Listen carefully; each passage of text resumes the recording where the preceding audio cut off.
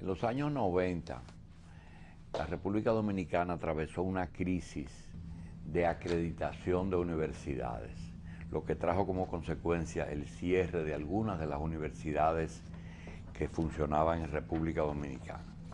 Posteriormente, el gobierno se dedicó a crear el CONES, el Consejo Nacional de Educación Superior, que luego se convirtió en el Ministerio de Educación Superior, Ciencia y Tecnología.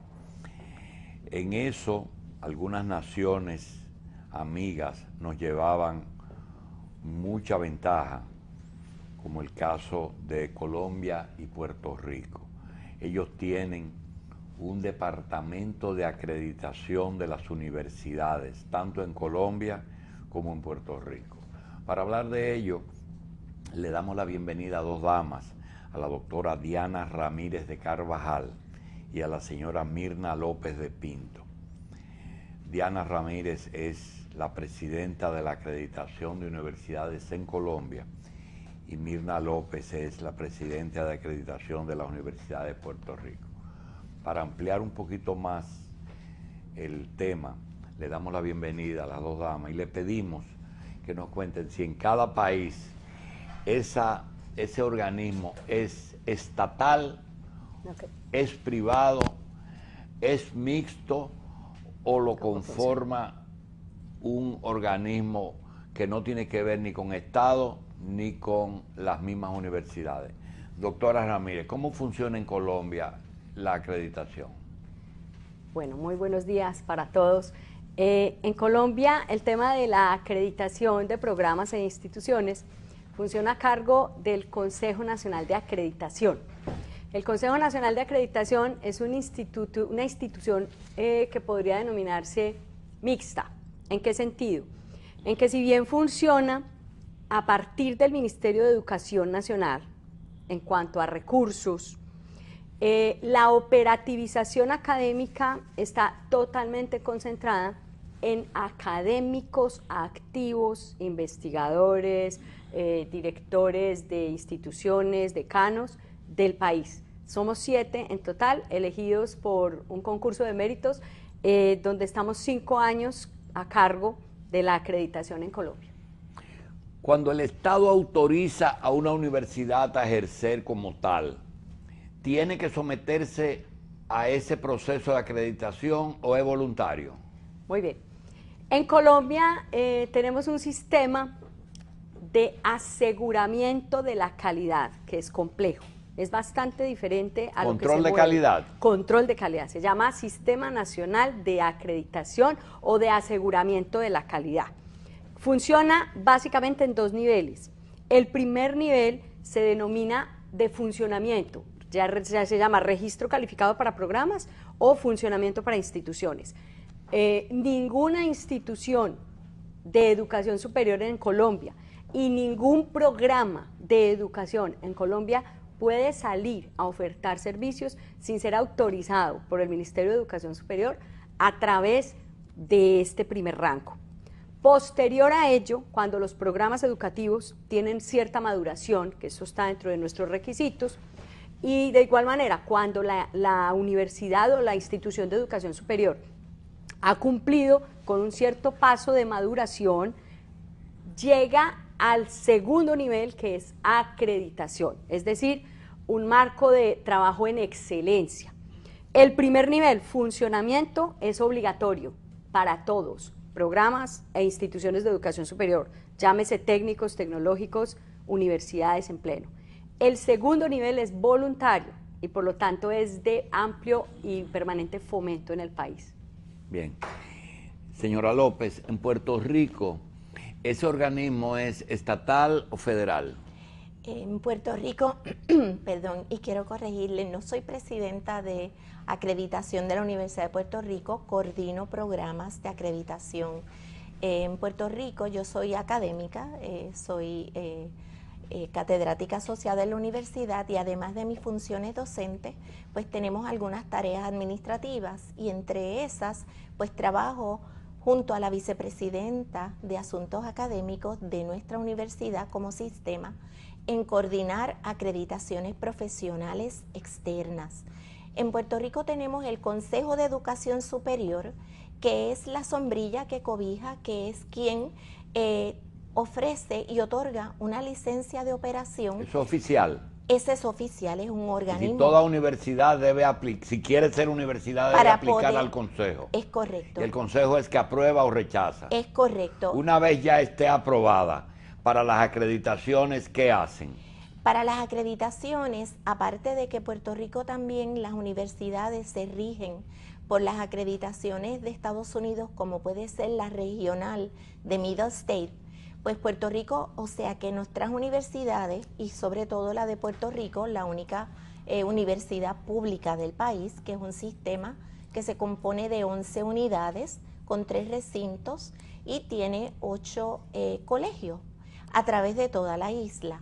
Tienen que primero tener la licencia para operar, que esa la otorga el Consejo de Educación Superior, más se acreditan con la Middle State Association, que es la regional de Estados Unidos, y además estamos en un proceso de lo que es acreditaciones profesionales especializadas. Nuestra Universidad de Puerto Rico pues escogió y como un mandato de la Junta de Síndicos se están acreditando programas. Profesora, para ir llenando interrogantes, estos son programas que se hacen para el público. Diferéncieme acreditación de convalidación profesional, es decir, hay algunas profesiones que prácticamente usted tiene que volver a estudiar en otro país, como el caso del derecho, que tiene legislación específica, pero medicina, farmacia, ingenierías, usted lo que hace es que convalida. ¿Cómo funciona? ¿Cuál es la diferencia entre convalidación y acreditación? ¿La acreditación es para la universidad y la convalidación es individual? Bueno, en algunas profesiones, como usted destaca y señala, sí hay, no es que sea una convalidación, sino que muchas de las profesiones que requieren alguna examen de convalidar, como puede ser derecho, como usted menciona, nuestros egresados y nuestros estudiantes toman los exámenes de Estados Unidos, como puede ser en la carrera de contabilidad, que es el contador público autorizado. ¿Y tienen que tomar exámenes en Estados Unidos? ¿No lo convalidan automáticamente el graduado en Puerto Rico? Usamos, como somos territorio de Estados Unidos, muchas de estas profesiones también están reguladas y ya también son parte, ellos terminan y toman el mismo examen que puede tomar un contador público autorizado. ¿Qué es un board state y qué es un board? Bueno, en ese caso son juntas, ¿verdad?, que puede tener dependiendo de las profesiones, y como en medicina, pues nuestros estudiantes del recinto de ciencias médicas toman esos boards y toman esos exámenes para validar la preparación de ellos, pero lo que nosotros estamos trabajando son acreditaciones profesionales especializadas que son voluntarias, donde son internacionales. Y hay otras profesiones, como puede ser la de empresas y negocios, que es con la más que yo trabajo y represento. Y estas acreditaciones internacionales, pues son como una especie de, que podríamos decir, sellos de calidad, donde se utilizan unos estándares que se han basado en lo que son las mejores prácticas de la profesión, y los diferentes programas acceden a someterse a ese proceso de acreditación para demostrarle al público que son de calidad.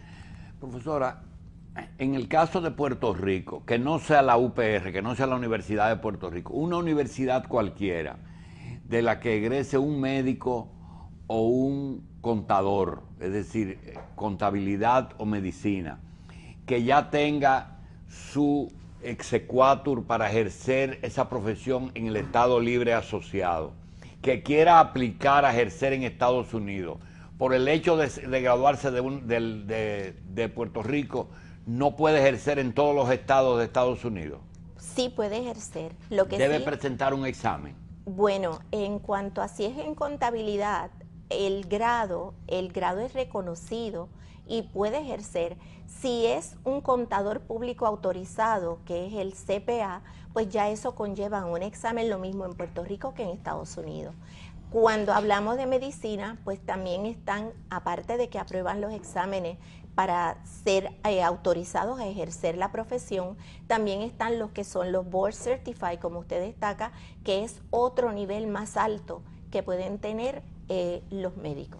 Bien, para nuestras dos invitadas, hay un tema que es competencia profesional y por otro es nivel académico. Posiblemente haya países que no tengan el mismo nivel que otros, porque vienen arrastrando problemas, el bachiller quizás no tenga suficiente materia prima en un país que en otro. Hay la posibilidad de que en algunas profesiones se puedan globalizar algunas profesiones, es decir, que el médico en Colombia sea el médico en Argentina y el médico en Estados Unidos. Puede haber una tendencia, o por otro lado, si hay la posibilidad de que las universidades, en vez de ser una máquina productiva de profesionales, se especialicen en algunas ramas, como existen algunas que son universidades tecnológicas, otras universidades de medicina. ¿Cuál es la tendencia, doctora Ramírez? Usted toca un punto neurálgico en educación superior actualmente, que tiene que ver con la transnacionalización de la educación superior y sus efectos en otros países. Nosotros actualmente podríamos decir que estamos en una sociedad del conocimiento. Venimos de una sociedad de información y estamos tratando de transitar en educación superior hacia la sociedad del conocimiento. Por eso se habla ahora tanto, que usted lo mencionaba, de innovación, de ciencia, de tecnología.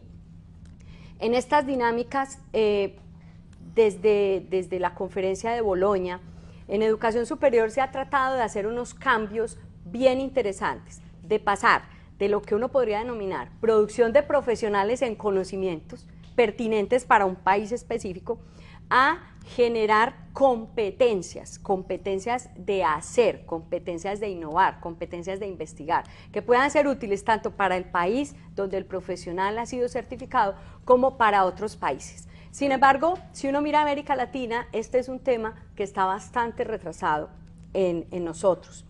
En Europa se tomaron medidas bien interesantes cuando, por ejemplo, se adopta el STS, que es el crédito académico para convalidación y movilidad. Y a partir de eso, pues aparecen programas como el Erasmus Mundus, donde los estudiantes podían transitar tranquilamente entre diversas universidades y por lo tanto ser convalidado su título en cualquiera de ellas. Latinoamérica tiene muchos problemas al respecto porque nosotros no hemos logrado ni consenso en el tema de competencias, no hemos logrado consenso en el tema de créditos académicos. Si uno mira solo Latinoamérica, hacia abajo Suramérica, en la parte sur, hay dos grandes esfuerzos en estas dinámicas que se denominan acreditaciones regionales. La una se hace con el Mercosur Educativo en el cono sur, intentando abrir espacios para algunas carreras en específico. Estamos trabajando en este momento, por ejemplo, con medicina, veterinaria e ingeniería, y queremos ampliar un poco más para tratar de generar, digamos, una homogeneidad mayor en estos países. Y hay otro sistema regional de educación superior que sería para acreditación, que es lo que se llama la red CONSUAN, que sería para toda la región andina. Esta está un poco más retrasada, pero viene ya en su formación y en su consolidación. ¿Por qué son difíciles estos temas? Porque requieren voluntad política, acuerdos políticos, casi a nivel de tratados internacionales, donde los ministros de educación lleguen a unos acuerdos y todo esto se pueda tramitar a través del legislador y posteriormente ponerse en marcha. Pero por lo menos pues ya se está empezando una regulación que esperamos que sea en beneficio de todos. Bien, vamos a conversar con la doctora López. El mundo gira en torno al hombre del futuro que soportan tres patas: educación, idioma y migración. Nosotros vamos a hablar con la doctora, después de la pausa, sobre la tendencia de la educación superior en Puerto Rico, en la misma línea que la doctora Ramírez nos habla. ¿Cuál es la tendencia, hacia dónde vamos? Pero vamos primero a hacer una pausa y regresamos de inmediato. Le preguntábamos a la doctora Mirna López de Pinto cuál es la tendencia en Puerto Rico en cuanto a globalizar el hombre del futuro con respecto a educación, a idiomas y a migración. Es decir, si independientemente de que Puerto Rico tiene su legislación, de que es parte de Estados Unidos y que cuando un profesional se mueve hacia otro estado tiene que ajustarse a las debidas convalidaciones o exámenes que le hacen para poder ejercer en los diferentes estados. ¿Cuál es la tendencia en términos generales de la educación superior en Puerto Rico? ¿A ser un hombre globalizado o local? La tendencia, como usted muy bien señala, es tratar de hacer un hombre globalizado. La globalización, pues sabemos que ha tenido un impacto en todas las áreas, sobre todo comercio, sobre todo los tratados internacionales y también en la educación. En Puerto Rico, esa es, como quien dice, la tendencia. Estamos tratando de preparar, y más cuando sabemos que la diáspora puertorriqueña es muy grande. Ahora mismo en nuestra isla tenemos una población que no llega a los 4 millones, pero sí sabemos que tenemos en todas partes del mundo 4 millones más de puertorriqueños que están viviendo, trabajando, ejerciendo y aportando en los diferentes lugares donde viven. Nuestra universidad, al igual que las privadas, se están dando cuenta y han realizado que el movimiento en los últimos años, incluyendo en Europa, como señala mi colega Diana, con el proceso de Bolonia, pues trajo donde se quiere crear como una base común donde haya esta movilidad de estudiantes, donde los estudiantes sus grados sean reconocidos en diferentes partes y puedan ejercer. En Estados Unidos ya desde hace más de 100 años hay una cultura de acreditaciones que sean internacionales y que se reconozcan no solo en la nación, pero fuera de Estados Unidos. Y esa cultura ya se ha extendido a la educación y a todos los diferentes programas. La Universidad de Puerto Rico, como pionera, como una universidad de vanguardia, grande en el sistema público, decide que va a establecer unos, además de tener las acreditaciones y las licencias nacionales y regional de Estados Unidos, las profesionales para demostrar como un sello de garantía de calidad que cumple con unos estándares mínimos. Y estas agencias acreditadoras internacionales pues se han desarrollado muchísimo y son especializadas. En la universidad es obligado que todos sus programas que sean susceptibles a ese tipo de acreditación se acrediten. ¿Qué hemos logrado? Pues por ejemplo, todos los programas que son de negocios, de empresas, en nuestro sistema de universidad de Puerto Rico están acreditados por una agencia internacional de negocios reconocida como tal, donde se establece que el programa cumple con unas competencias y que tiene unos estándares mínimos de calidad. Cuando un estudiante va a solicitar ya sea un posgrado o porque se quiere mover, ya entre universidades que son acreditadas, el tener esa garantía, ese sello, pues ya la universidad mira a ese estudiante y a su grado con otros ojos, porque sabe que pasó por un proceso donde tuvo que demostrar y tuvo que rendir cuentas de que el estudiante que decía que iba a desarrollar con unas competencias específicas de la profesión, sí las cumple. Así es que ese ha sido el movimiento, al igual que con las universidades privadas. Bien, la creación de las Naciones Unidas fue el primer intento de globalización que sintió la humanidad. Es decir, cuando se creó ese organismo, la idea era hacer un solo mundo. Sin embargo, las legislaciones, usted decía, doctora, que de Sudamérica para abajo todo era diferente.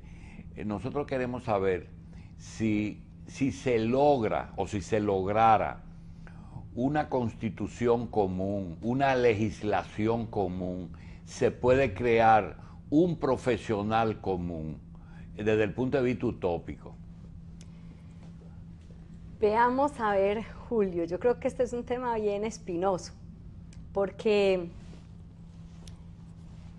el mundo actual necesita ampliar fronteras. Esta idea de Estado-Nación que nosotros hemos consolidado fuertemente en Latinoamérica, pues que habla de un territorio, de una población, de una cultura, tiende a desaparecer. O sea, todo eso tiende a ser bastante difuminado en el mundo, y hoy se habla de un mundo globalizado, de un mundo hacia la internacionalización, la transnacionalización. Los chicos de hoy, nuestros jóvenes por internet tienen amigos en todas partes del mundo, se comportan en cierta medida como los norteamericanos, como los japoneses. No, pero cuando usted viaja, doctora, a otro medio, se convierte de una vez en parte de ese mundo, y eso Correcto. Prueba que es posible. Que es posible, Lo otro, claro, que no es tan utópico, porque cuando usted se mueve a Nueva York o la doctora viene aquí, la situación ya hay de integración es tal que usted a veces solamente por el acento lo diferencia. Sí, eso es correcto, pero de todas maneras los fenómenos culturales, que usted muy bien lo dice, en muchos casos está sentado en la legislación,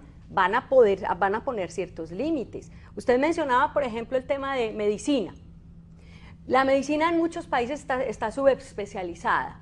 Entonces, aquí el tema es de competencias habilitantes. Y no es el problema, doctor, es la competencia el problema en el fondo. Por eso, que el profesional local trata de impedir que llegue el de afuera. Claro, pero entonces tenemos que llegar a acuerdos comunes sobre competencia, porque puede ser.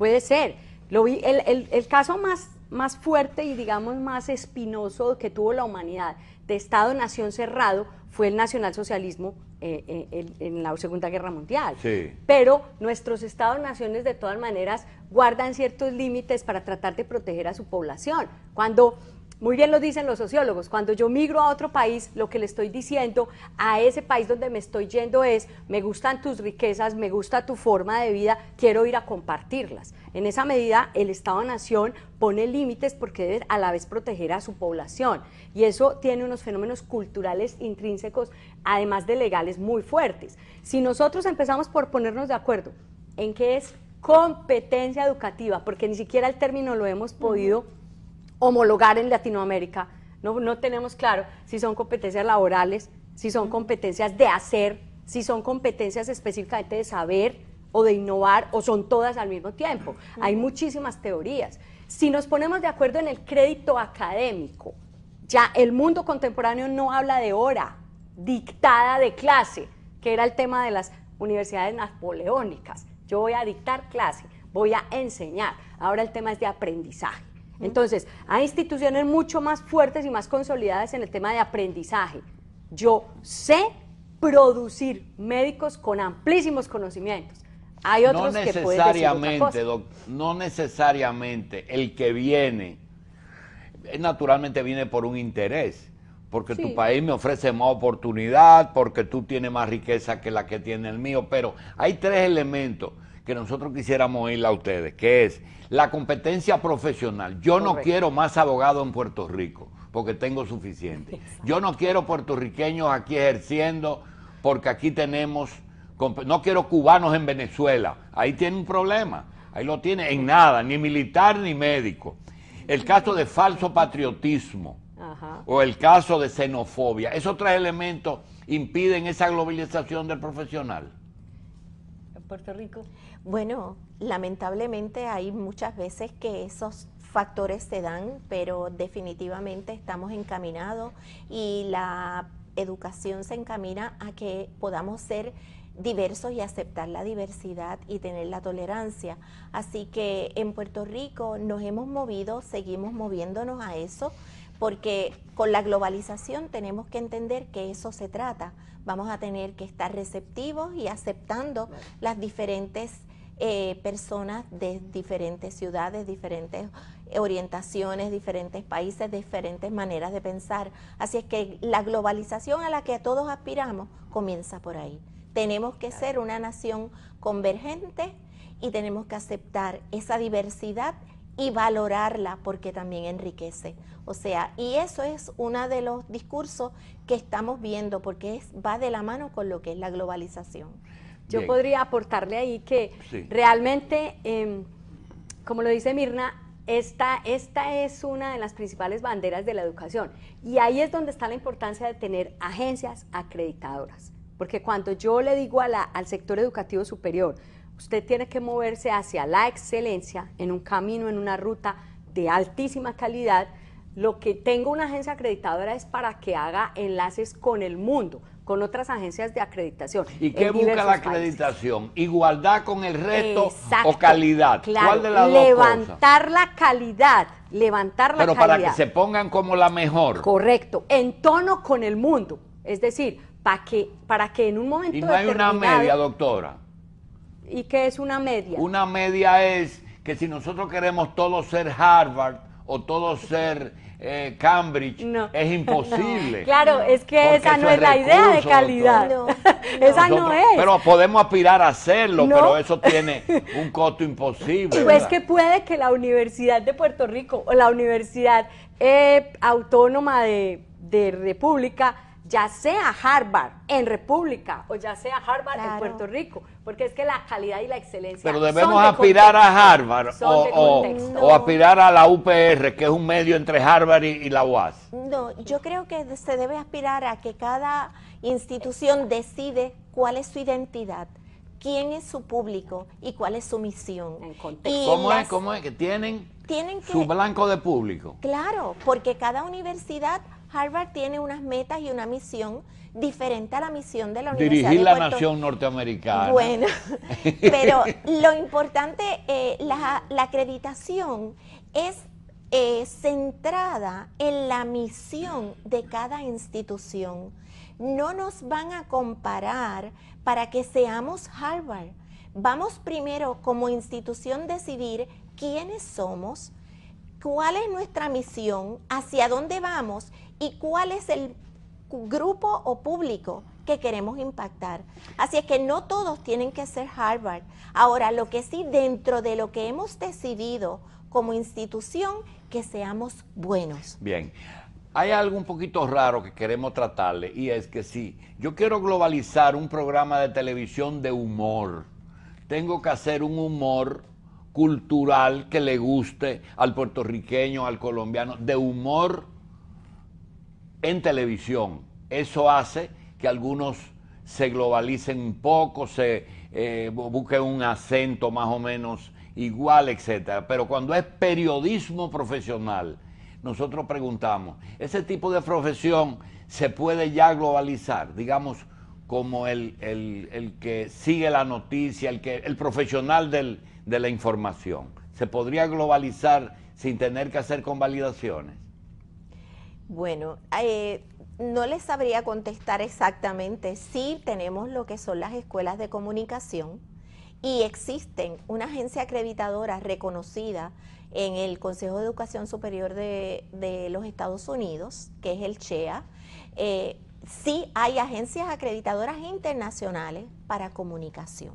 Así que sí tienen unos estándares mínimos de calidad. Lo que sí le puedo decir de mi conocimiento de esa agencia acreditadora, que el currículo que pide o los cursos que son el contenido medular de la profesión, podría decirle que un 90% es de diferentes cursos para que muestre esa globalización, donde el profesional de comunicación conozca, porque para poder ejercer en ese ámbito, pues tiene que primero que todo partir de esa premisa de conocimiento.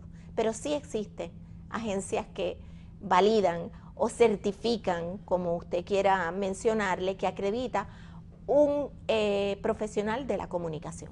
Porque el profesional de la comunicación quien lo determina es el medio, no la universidad. Pero llega un cubano de exiliado y habla bonito o tiene conceptos bien emitidos y lo ponen en CNN al otro día sin ir al colegio ni de periodista ni a la universidad que gradúa, nada de eso.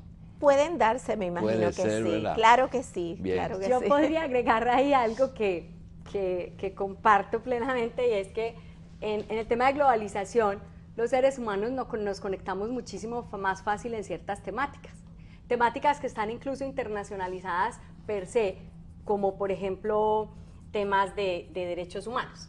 El periodismo tiene muchísimo que ver con el derecho humano a la información y al conocimiento. Entonces, los temas que están conectados directa o indirectamente con los derechos humanos se mueven internacionalmente muchísimo más fácil que otros. De esta manera, pues los países se abren más fácil y se aperturan en diversas formas.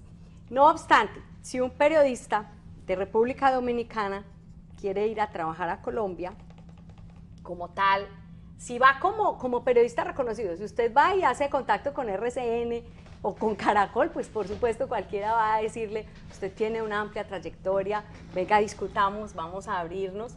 Pero si usted va a trabajar directamente a Colombia, seguramente le van a exigir su visado de trabajo, ¿cierto? Entonces ya son dos tipos de formalización diferente y cuando usted quiere que lo reconozcan como un profesional titulado, ya digamos que son diversos niveles de Yo creo que estamos sacándole el jugo a nuestros invitados, pero vamos a hacer otra pausa y regresamos con otros temas que queremos conocer. Señores, seguimos hablando con la doctora Diana Ramírez de Carvajal y la señora Mirna López de Pinto, que son presidentas de la acreditación en las universidades de Colombia y de Puerto Rico. Señores, hay una tendencia y es que usted se habla con una persona, doctor, licenciado, tiene un máster, es profesor, no tiene, eso solo lo da el conocimiento, pero no el papel ni el título. Nosotros tenemos aquí una serie de variantes en la educación superior que son la educación presencial, es decir, un médico, por lo visto, no puede hacerlo part-time, tiene que someterse a un currículum y a un horario que implica que ese estudiante tenga que dedicarse todo el tiempo a estudiar medicina hasta que se gradúe. Hay una cosa que se llama semipresencial, que ahí entramos en una especie de comercialización de las universidades que tratan de hacer una universidad a la medida de un mercado, de gente que estudia, que trabaja, que quiere estudiar, que quiere ser profesional porque el profesional tiene mejor estatus de trabajo, que ya terminó una profesión y quiere hacer otra, que ya tiene una edad y está de retiro y quiere ser profesional. Entonces ahí empiezan a aparecer universidades y sistemas a la medida del mercado, no como la presencial, que dice, aquí enseñamos medicina, estos son los requisitos, o enseñamos arquitectura, usted se ajusta o no se ajusta. ¿Cuál es la tendencia con respecto a presencial, semipresencial, a distancia, tercera edad, y esas cosas que se han inventado para captar un mercado? Inclusive la internacionalización, aparece Salamanca aquí ofreciéndote cursos, etcétera. ¿Cuál es la tendencia? Usted toca un punto bien importante y es el tema de las metodologías de enseñanza, aprendizaje dentro de las instituciones de educación superior. Ese es un problema del mundo. Es verdad que hay una tendencia a diversificar. ¿En qué va anclada? En varios puntos. Primero que todo, los modelos de universidad napoleónica, presencial, centro de conocimiento, centro de enseñanza cerrado, tienden a abrirse e ir más a lo que ahora yo mencionaba, que era el modelo de aprendizaje. Entonces, ahora lo que se le pregunta al estudiante, o lo que se pregunta incluso la política pública de educación superior es, de qué otras maneras puede aprender mi gente, mi sociedad, mi comunidad? ¿Cómo logro que ellos tengan un aprendizaje idóneo si sus recursos, su forma de vida le impide venir a la universidad y permanecer tiempo completo en ella? En esta medida, pues se abren metodologías diversas, como usted lo menciona, modelos a distancia. Entonces tenemos la presencial y la no presencial. La no presencial tiene muchos matices. Semipresencial, donde el estudiante viene no con la regularidad que debería la institución, sino más espaciado, pero se le entregan textos, se le entregan currículos para seguir, se le ponen programas de televisión, se le ponen programas de radio, se abren otros mecanismos. Esa es semipresencial. A distancia es la institución la que lleva sus profesores, sus tutores, digamos, a distintas poblaciones, cada 8 o 15 días, cada mes, dependiendo, y también se le ponen otra cantidad de recursos. La más riesgosa de todas, digamos, porque no hemos desarrollado lo suficiente todos los mecanismos que debemos, es la 100% virtual, que es toda a través de medios tecnológicos. Las tecnologías de la información y la comunicación pues han aperturado todas estas posibilidades. Lo importante es cómo nosotros lo debemos saber. Ahora, esto tiene un objetivo importante, que no con esto quiero decir que se esté cumpliendo 100%, pero el objetivo es llevar la educación a los sitios más recónditos de cualquiera de nuestros países y a todas las clases sociales. La educación, además de ser un servicio público, es un derecho fundamental de las personas y hay que llevarlo, ahí tenemos que buscar las maneras de que llegue. Si es por costos, quebrar costos, si es porque la gente no puede venir, pues ir.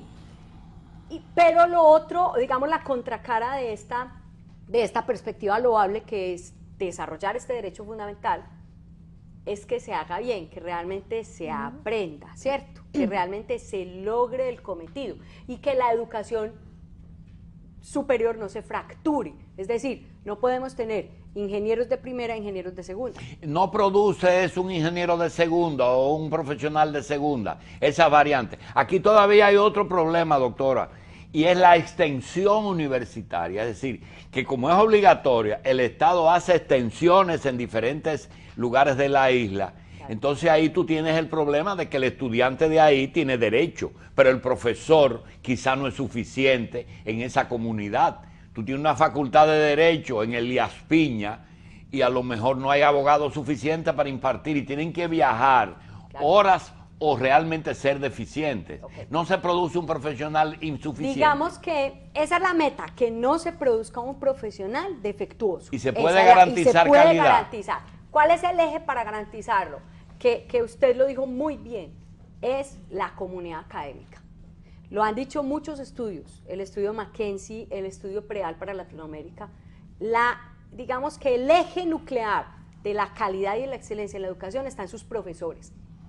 Si nosotros logramos que los profesores universitarios entiendan que esto hay que desarrollarlo con filantropía, con ganas, con gusto de ser profesor universitario. Esta no es una profesión de segunda mano, ni es una adicional a mi carrera. Es decir, yo soy abogada, entonces opero como abogada, funciono como abogada y voy de unas clasecitas a la universidad. No.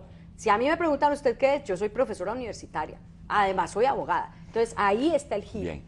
Ahí está. Calidad, usted acaba de hablar, de tratar de que lo que salga es un producto terminado igual. Segundo, el subsidio. ¿Es un negocio que necesita ser subsidiado o es un negocio per se? Es decir, una industria de la educación. La educación como tal. La educación es un negocio. No debería ser. No debe de serlo, pero lo es, de hecho. En Colombia no es un negocio. En Colombia está bloqueada lo que uno denominaría... ¿Quién lo hace? ¿El Estado? El Estado bloquea. No Bien hay universidades con ánimo de lucro. No existe. Doña Mirna, ¿en Puerto Rico es un negocio? Sí, puede ser un negocio. Hay universidades ¿A todos niveles? No a todos los niveles, pero sí vemos igualmente en Estados Unidos que hay universidades que sí son con ¿Qué produce el negocio? lucro. ¿El mercado? ¿Perdón? El mercado, la demanda que hay es lo que produce el negocio. Yo entiendo que sí, y también porque, como usted señala, hay un deseo de superación, y el que hayan las modalidades permite, porque la gente lo ve como una forma de progresar y entendemos que es un derecho. Y dentro de ese derecho, el que hayan venido todas estas modalidades presenciales, semipresenciales y a distancia, yo lo veo como un reto muy grande para nosotros los educadores, mantener esa calidad, porque le da el acceso, le provee una oportunidad a otras personas que están, como decía mi colega Diana, distantes, o sea, que tengan ese acceso a la educación, que es un derecho, pero hay que mantener la calidad. Yo creo que la doctora Ramírez fue muy amplia en modalidad. ¿Usted sabe lo que es una ñapa? Sí, Bien. En Puerto Rico usamos el término. Nosotros queremos una ñapa de usted. Nosotros tenemos antecedentes con Eugenio María de Hostos, con Félix Benítez Richard, con Luis Muñoz Rivera, el papá de Luis Muñoz Marín, de que ha habido una integración completa en puertorriqueños aquí. Sin embargo, ustedes se nos fueron adelante en una cosa. Ahora mismo estamos viviendo muchos problemas de competencia hombre-mujer aquí. Y esa competencia se va mucho al problema económico de la familia, lo que está trayendo algunos efectos no deseados de violencia intrafamiliar.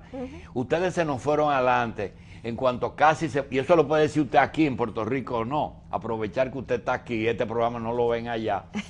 Le quiero preguntar, ustedes que se fueron adelante en cuanto a la mujer, casi es un matriarcado allá, ya las que mandan son las mujeres, porque se fueron adelante.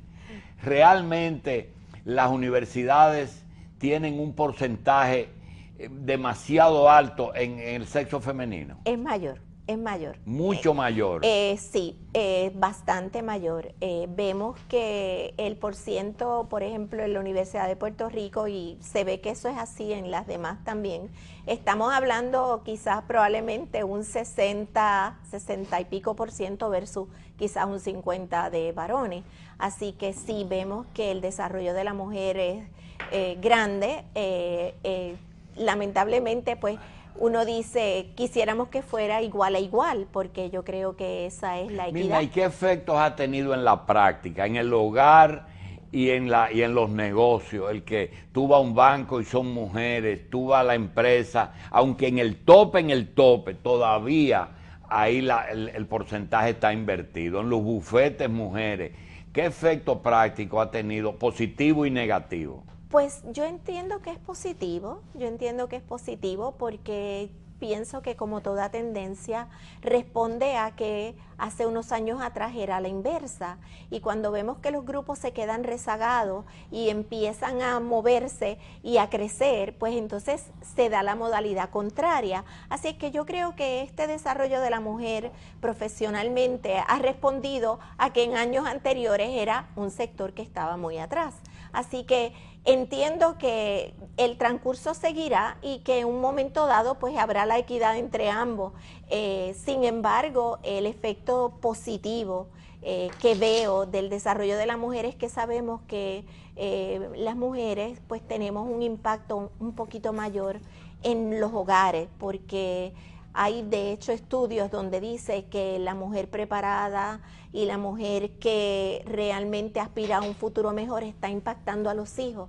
Y cuando se educa a una mujer, tú estás educando probablemente una familia. ¿Y ustedes están dejando al hombre cuidando a los muchachos? No, ellos trabajan igual quizás en cuanto a la educación. ¿O es que la mujer ha tenido que multiplicar sus actividades? Por eso tú las ves maquillándose en el carro y llevando a los muchachos. Sí, las mujeres tenemos muchas veces, y en Puerto Rico y al igual que en muchos otros países, lo que llamamos la doble jornada. La doble jornada porque están trabajando durante el día, llegan al hogar a hacer otra serie de tareas. En el caso de Colombia, en que la presencia de ustedes, los dos presidentas de acreditación, son mujeres, ¿cómo funciona el porcentaje, doctora Ramírez? En muchas áreas del conocimiento también está arriba la participación de la mujer. Eso en educación es bastante evidente. Temas, carreras que habían sido tradicionalmente masculinas, como por ejemplo medicina, como por ejemplo derecho siempre ha sido masculino, y uno ahora ve los salones totalmente cambiados. Y desde el punto de vista práctico, ¿eso ha creado una competencia dentro de la familia? Que yo aporto más que tú. Yo diría que sí, y eso desde épocas bastante atrás. Einstein lo decía en alguno de sus textos. Hay un texto muy lindo que se llama Mis ideas y opiniones, y él desde ahí lo decía: la familia se está disgregando y ahora la educación tiene que asumir este reto. ¿Por qué se está disgregando? Es por eso, porque esto crea competencia. Doctora, el hombre en Puerto Rico aceptó su papel. ¿Cuál es? Que atienda su asunto. Aquí no lo hemos acertado y la andamos matando a cada rato. En Colombia ya se acostumbraron. En Colombia el índice de violencia contra la mujer es desafortunadamente evidente. Creo que estamos en un proceso de reacomodación social. Nos queda una pregunta. El profesor en acreditación, ¿ustedes lo tienen en un lugar preponderante o es a la calidad de estudiante que llega a las universidades? En Colombia se le está haciendo muchísima fuerza a la calidad del profesor. Estamos apostándole a eso y estamos presionando a las instituciones y lo hemos logrado. En Puerto Rico el nivel de las cualificaciones del profesor cada vez está más alto y de hecho en la Universidad de Puerto Rico, siendo pública, no se pueden contratar ya lo que se llama encaminado a lo que es permanencia y en una plaza ya permanente. Full time, el profesor. No, para darle, podemos tener por contrato, pero un profesor que sea contratado ya para lo que se llama un tenure track, para una permanencia en la institución, tiene que tener un grado terminal de un doctorado. Bien. Se nos terminaron no en los temas, sino el tiempo.